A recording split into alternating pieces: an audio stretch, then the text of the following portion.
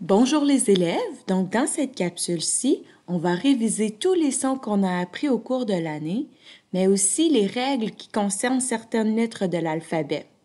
Donc c'est très important de bien les connaître parce que c'est comme ça qu'on peut décoder des nouveaux mots sans se tromper. Alors lis avec moi les sons et les mots qui vont apparaître à l'écran. E accent aigu, ça fait « et » comme dans « bébé ». EZ, ça fait « et » comme dans « né ». ER, ça fait « et » comme dans « jouer ».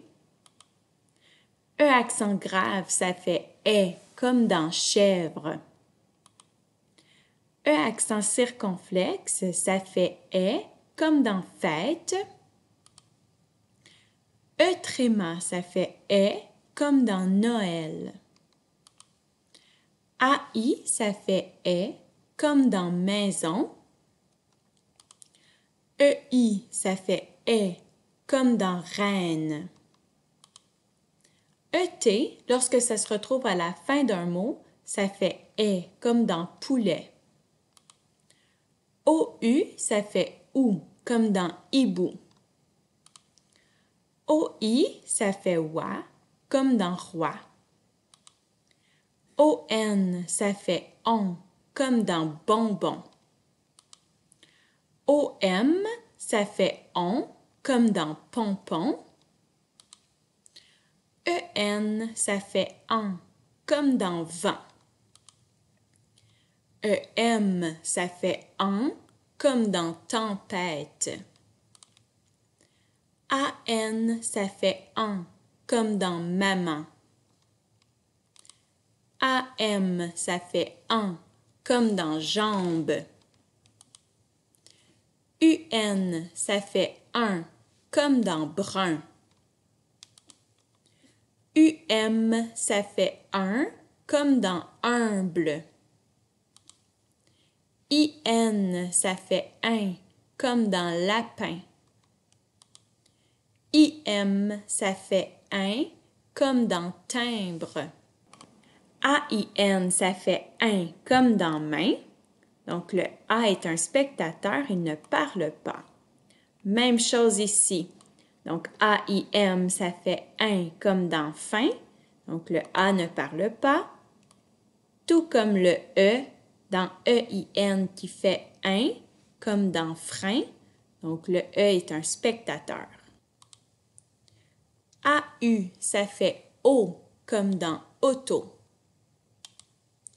EAU, ça fait « O » comme dans « château ».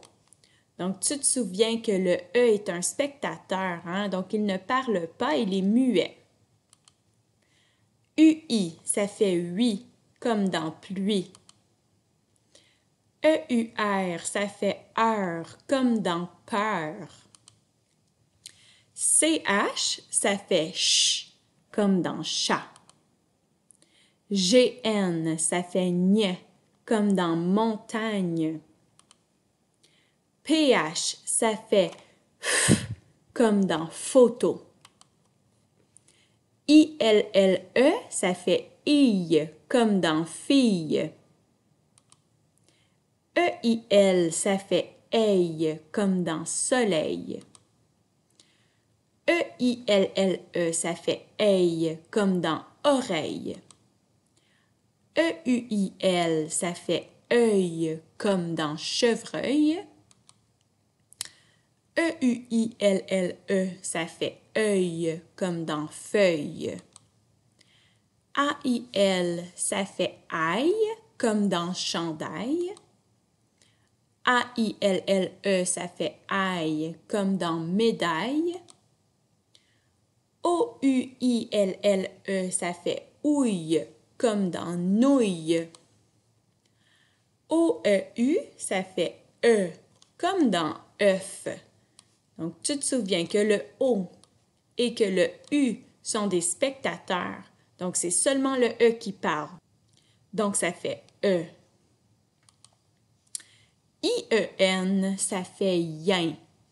Pourquoi déjà? Parce que le E avait tellement envie d'aller à la toilette qu'il s'est sauvé et le professeur l'a remplacé par I.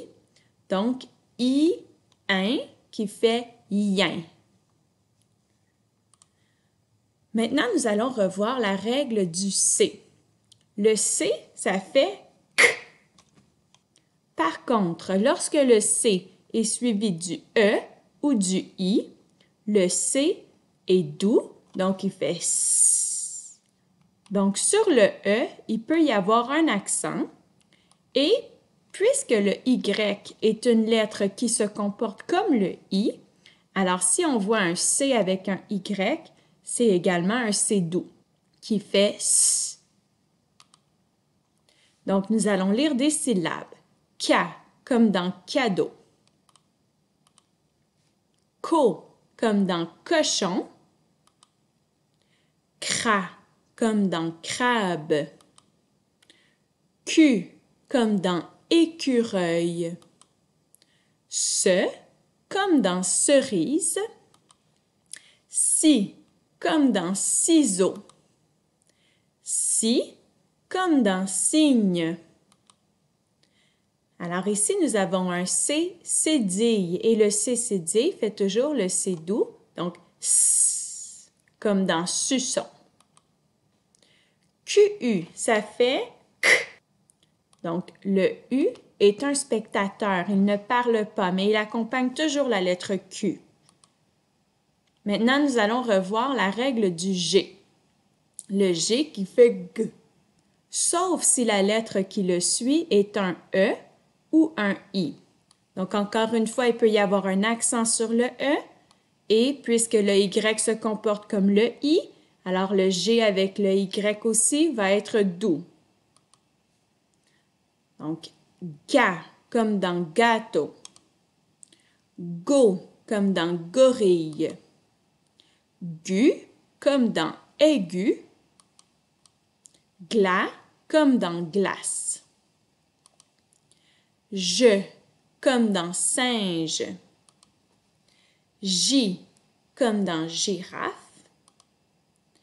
J comme dans gymnase. Alors ici, ça fait gui comme dans guirlande. Le U ne parle pas. Donc, son travail, par contre, c'est de rendre le G dur parce que s'il n'était pas là, donc ça ferait J.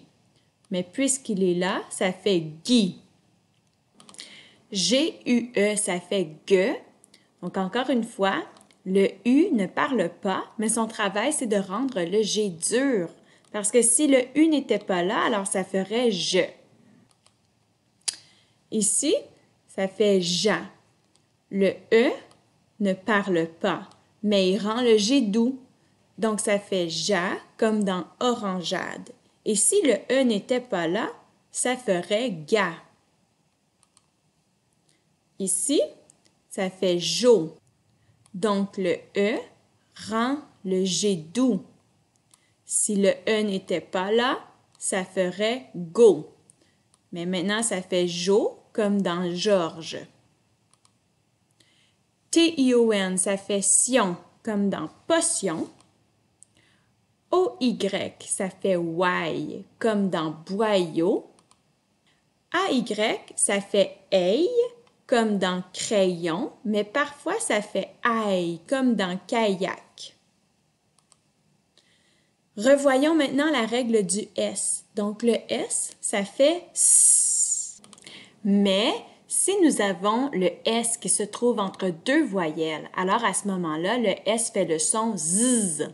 Comme par exemple ici dans Isa. Donc le I et le A sont des voyelles, donc mon S fait Z. Ici, encore une fois, le S est entre deux voyelles, donc ça fait OZU. Alors, notre S, toujours entre deux voyelles, qui sont le I et le O, donc ça fait poison. Par contre, si je veux que ça fasse S, alors à ce moment-là, je dois ajouter un autre S. Et là, ça fait S, donc poisson. Maintenant, c'est à ton tour de lire les sons qui vont apparaître à l'écran. Essaie également de lire les mots.